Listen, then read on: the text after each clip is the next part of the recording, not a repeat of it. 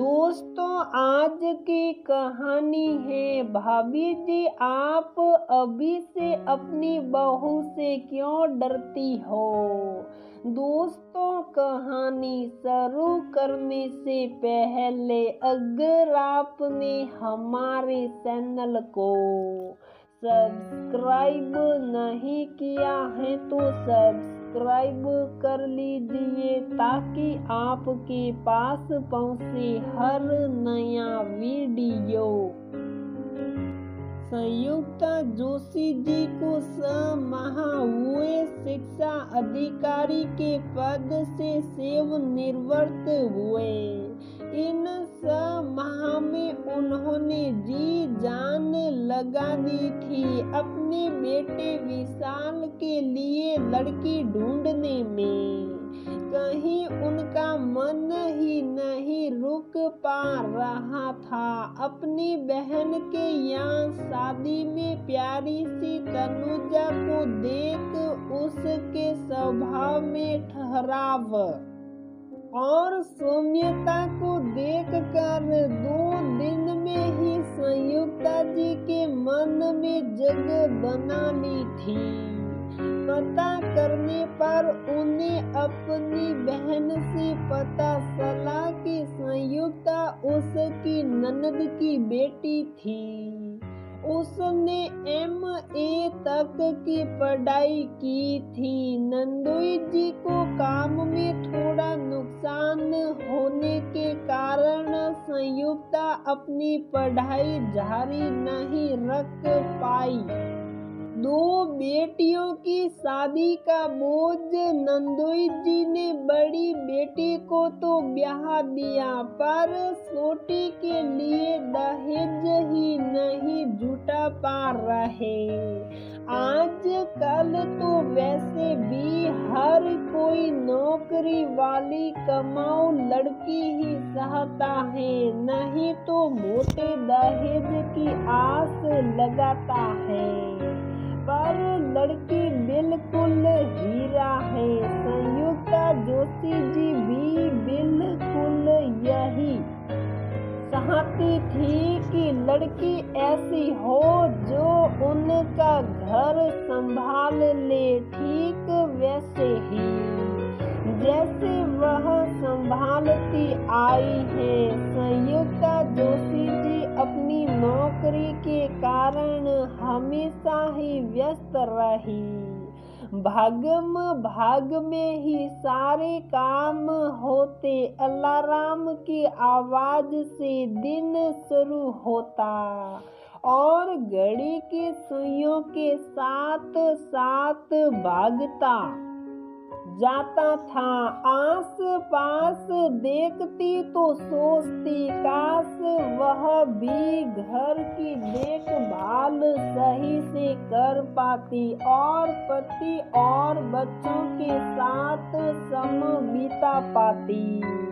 पर घर की स्थिति ऐसी नहीं थी। एक तनख्वाह में बच्चों की परवरिश वे मन शाही कर पाती, पर आज तो वो सब बातें पुरानी हो चुकी थी। अब घर में सब कुछ था। बेटा बहुत बढ़िया नौकरी में था और हर तरह के संसाधन भी थे। दहेज की कोई तमन्ना नहीं थी, बस तलाश खत्म होती थी एक सुशील और संस्कारी लड़की पर। रिश्ते की बात पक्की हो गई थी। सभी के बधाई देने के लिए फोन आने लगे आस पड़ोस से। अब तक जो बेटे की शादी को लेकर ताना मारते थे वे भी मुस्कुराहट चेहरे पर लिए शुभकामनाएं दे रहे थे। संयुक्ता जोशी जी तो अपनी बहू की छवि मन में बनाए बस मुस्कुरा देती थी। मेरी बेटी होगी वो, वही मेरी सखी होगी। काम तो हम दोनों झटपट निपटा लिया करेंगे। पर घर की जिम्मेदारी उसी को सौंप दूंगी। कभी कभी खुद से ही बातें करती। एक दिन उनकी सहेली सुषमा उनसे मिलने और बधाई देने घर आई। कैसे हो और तुम्हारी बेटी कामिनी कैसी है, कैसी सन रही है उसकी ससुराल में। संयुक्ता जी ने तो प्रश्नों की जड़ी ही लगा दी। बहुत खुश और मजे में है। ननद और देवर को तो पूरे धौंस में दबा के रखा हुआ है। सुषमा जी ने इतरा कर कहा। धौंस मतलब संयुक्ता जोशी जी की समझ ही ना आया। अरे मैंने तो कामिनी को समझा दिया था कि ससुराल में जहादा हाँ मत करना, अपनी मर्जी चलाना, किसी बात पर आसानी से सहमति मत करना, जैसे तुम्हारा मन हो वही करना। एक बार उनकी बात मान ली तो बस समझ लो सारी जिंदगी सिर झुकाकर रहना होगा। सुषमा जी बोलती जा रही थी। चेहरे की मुस्कान बड़ी होती जा रही थी जो उनकी विजय पताका का एहसास करवा रही थी। तो कामिनी सुबह उठकर पति का नाश्ता सास ससुर के लिए चाय नाश्ता और ननद और देवर को भी नाश्ता तो देती ही होगी। संयुक्ता जोशी जी ने पूछा, अरे किस जमाने की बात करती हो? 10 बजे से पहले नहीं उठती मेरी लाडली। उसकी सास ही करती रहती है पहले की तरह सब कुछ। सुषमा जी सहकते हुए बोली। संयुक्ता जोशी जी सुषमा की बातें सुन खोसी गई। मेरी तनु, नहीं नहीं, अच्छा अब मैं चलती हूँ। कोई प्रतिक्रिया ना देख सुषमा जी ने संयुक्ता जी को हिलाकर बोला, कहाँ खो गई? तू क्यों घबरा गई? तेरी तो बहू ने आना है, शुरू से ही दबा कर रखियो।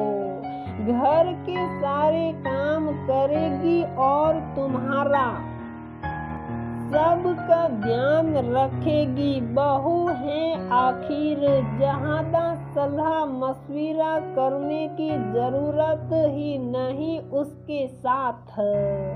एक बार उसकी बात मान ली तो सारी जिंदगी हुक्म चलाएगी। मैं भी अपने रूपक की बहू को ऐसे ही रखूंगी, कहकर सुषमा जी उठने लगी। घर आए मेहमान का निरादर नहीं करना सीखा मैंने, पर जितनी गलत सलाह देकर अपनी प्यारी सी बेटी कामिनी और उसके ससुराल वालों का जीना दुभर कर दिया, वही गंदी सलाह मेरी आने वाली बहू के लिए दे रही हो। तुम्हें शर्म आनी चाहिए। सुषमा माँ ही है जो बेटी का जीवन अपनी सलाह से संवार भी देती है और बर्बाद भी कर देती है। साई वह माँ उसकी अपनी हो, सास के रूप में उसके जीवन में आई हो। मैं समझ गई घर के बड़े शालीन और सभ्य होने जरूरी है। बच्चे तो वही सीखते हैं जो माता पिता सिखाते हैं। बेटे को तो घर परिवार में मिलकर न रहने दिया, पर बहू का सम्मान जरूर रखना। मेरी सखी हो इसलिए सलाह दे रही हूँ, काश तुम्हारी बहू की माँ तुम जैसी ना हो। संयुक्ता जोशी अपना क्रोध रोक ही ना पाई। सुषमा जी लज्जित आंखों से संयुक्ता जोशी जी के घर से चल दी।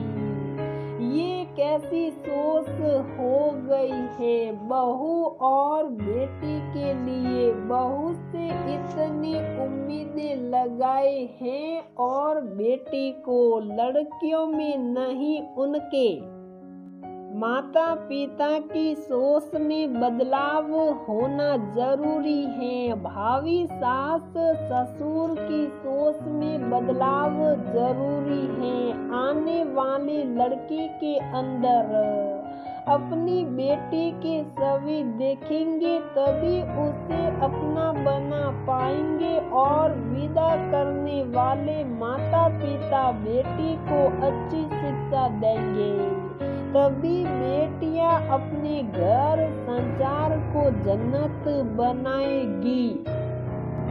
तो दोस्तों हमारी ये कहानी यहीं पर समाप्त होती है। अगर आपको हमारी ये कहानी पसंद आती है तो प्लीज वीडियो को लाइक करें, शेयर करें और हमारे चैनल को सब्सक्राइब जरूर करें।